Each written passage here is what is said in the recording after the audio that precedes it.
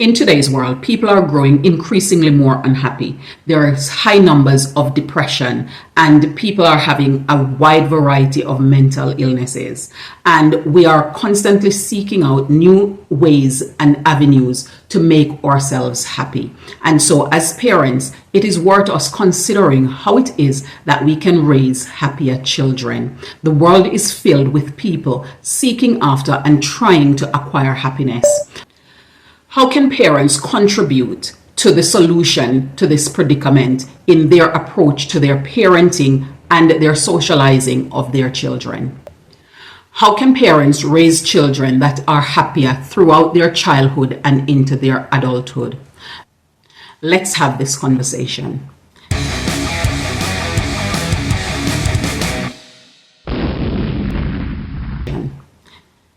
Welcome back to Global Teachership Hub. In today's conversation, we're going to be having a look at how it is that parents can contribute to the raising of happier children.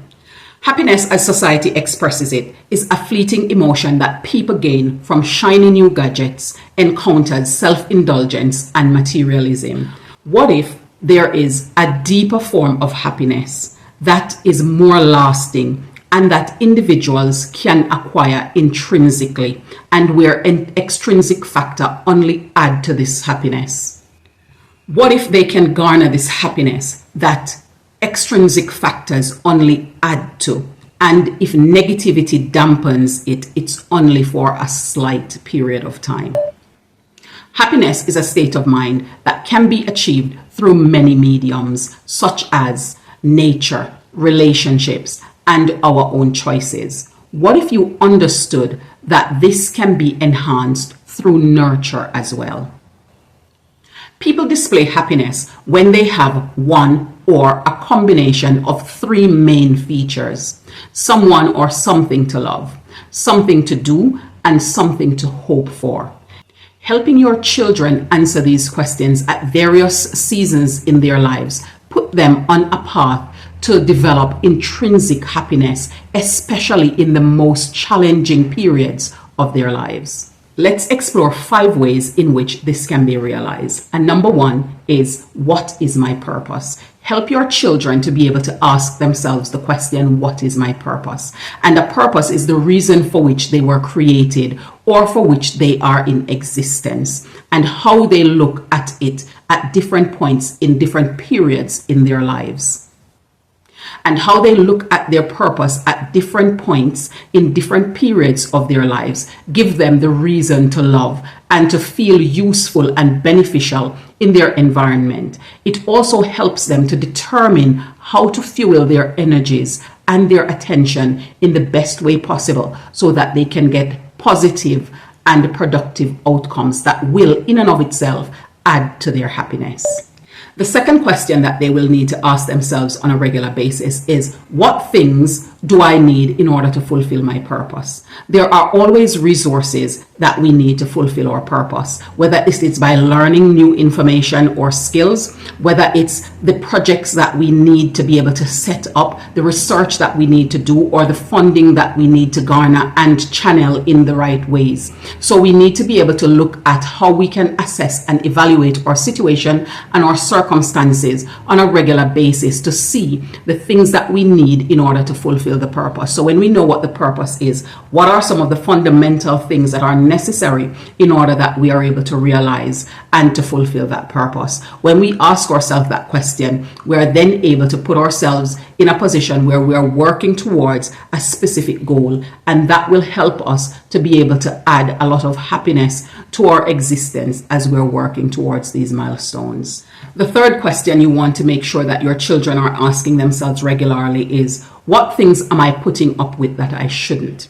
Sometimes we put ourselves in positions where we are putting up with situations, we are making compromises that are to our disadvantage and to our severe disadvantage. Of course, in situations, we are going to be making compromises as we go along, or in the way that I like to phrase it, is we are going to be negotiating and trying to see how we can find a win-win for both parties or all the parties that are involved. And in so doing, sometimes you're going to need to give up on certain things so that you can gain other things, and so that all the parties involved can walk away knowing that they have won And in so doing, we are able to assess the things that we need to be able to accept and some of the things that we are not at all supposed to be even remotely considering putting up with.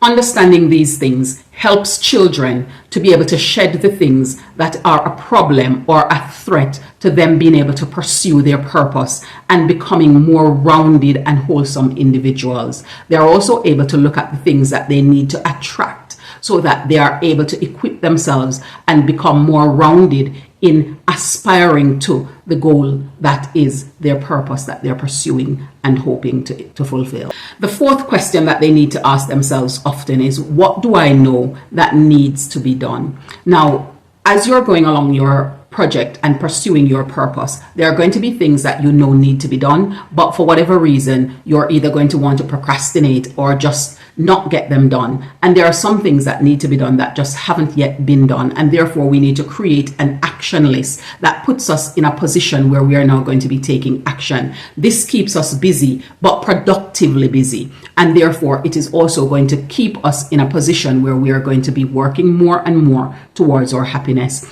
It keeps us constantly evaluating and reflecting on the journey that we've traveled and determining where we need to go next. What this does is it minimizes the amount of regrets that people will eventually have, because many people become miserable because of the many regrets that they have had along their life's journey and the ambitions that they failed to accomplish and the visions that they didn't bother to chase. Evaluating and reflecting have a way of helping us to carve out our direction and reduce the chances of waywardness and also minimize wasted time. Now, number 5 question that you need to ensure that children are asking themselves constantly is, how can I fully honor myself and my purpose?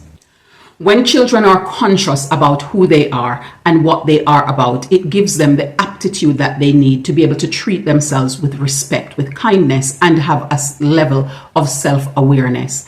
They prioritize their purpose and the sub-branches that are attached to it over the distractions that abounds. They set boundaries, they operate with honesty, and they make choices that aligns with their values. They're able to understand their self-worth and the prominence of their purpose. All this ultimately infuses their happiness and their sense of accomplishment. When we are looking at ensuring that we're raising happier children, it's about giving them purpose, giving them focus, giving them structure, and making them more intentional in the way that they're living. And therefore, they can be able to extract their happiness from places where others don't really look to pursue it. And oftentimes, people are seeking happiness extrinsically, and in giving them the structure and purpose that they are pursuing, it helps them to find happiness more intrinsically. And that is what we want, to know that our children are able to find happiness from within rather than to be looking outwards for the happiness that they need.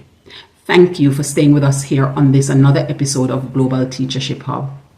We hope that you have garnered some insight from this that you can use in your interaction and your relationship with the children that are in your life, whether that's in the classroom, whether that's in clubs and societies, or in the home.